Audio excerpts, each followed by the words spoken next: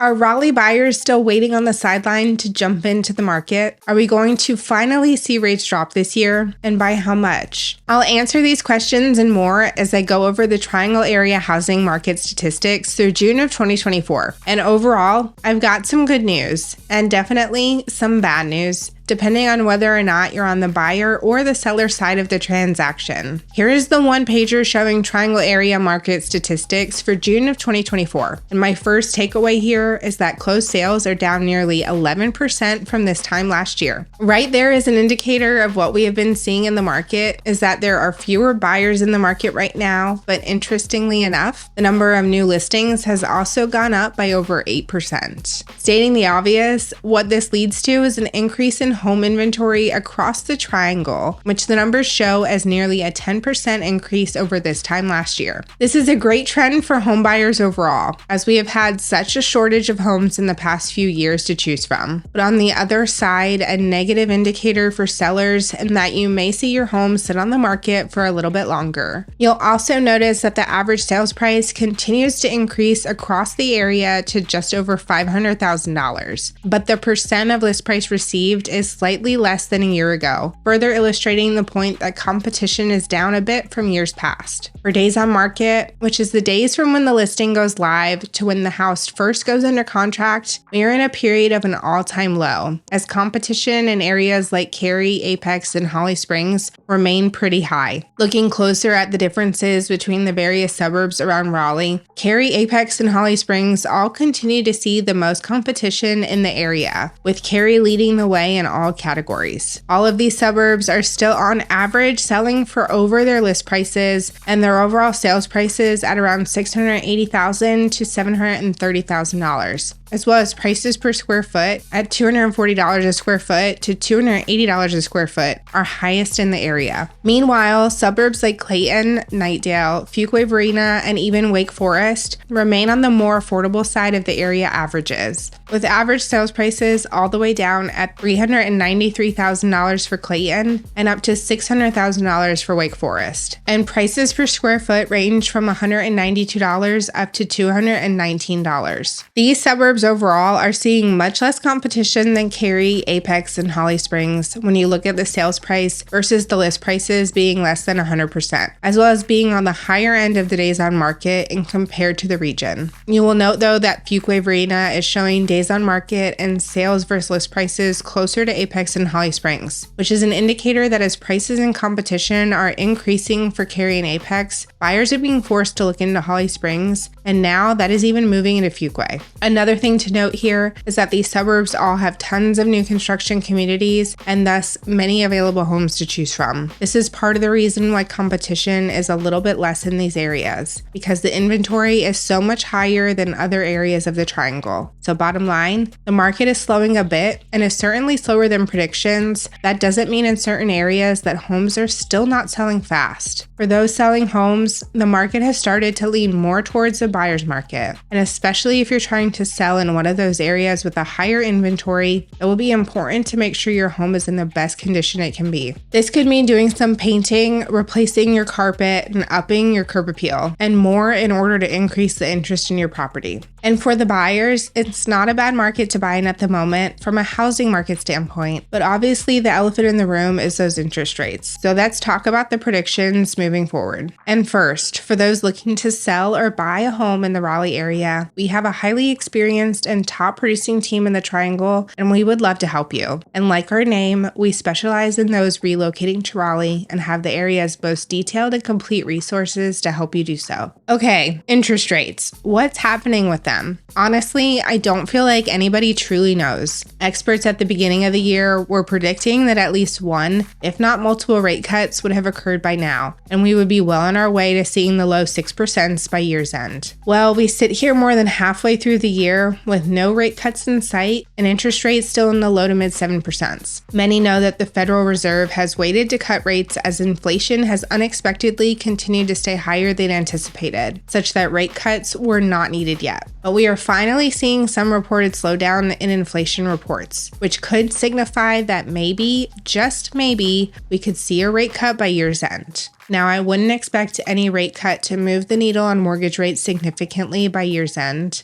Let's look at what the experts are currently predicting. Directly from the Federal Reserve, they have indicated that while inflation has headed in the right direction as of late, there is still some ground that needs to be made up to get back to their target of 2% inflation, which has been their threshold for lowering rates. The two mortgage giants in the US, Fannie Mae and Freddie Mac, both predict that one rate cut will happen late this year and leave us ending the year around 6.5% to 6.7%. Both the National Association of Realtors and the Mortgage Bankers Association also believe we will see rates in the same 6.5% to 6.7% range by year end. The theme here is mortgage rates will heavily follow the trends of inflation. So as we continue to hear inflation slowing, confidence will gain on mortgage rates starting to make their decline. Another factor at play here is that there is currently an abnormally large spread between the 30-year fixed mortgage rate and the yield on the 10-year Treasury bonds, which has historically been at 170 points, but has recently been closer to 250 to 300 points. Most economists believe this gap will start to close by the end of the year, and while it will not likely go completely back to the historic average of 170 points by year end, which would alone put mortgage rates at 6%, we will see improvement that will drive rates down some. So while there are no definite answers on timing, the common theme from economists are that rates will drop over the next 2 years to closer to the lower 6% to possibly even the upper 5%. So those holding out for a massive drop, you may be waiting for quite a while. As mentioned, if you need any help buying or selling in the Raleigh market, please don't hesitate to reach out, as we would be happy to talk through your specific situation with you. I'm Allison Wojnarowski, and thank you for watching. We'll see you in the next video.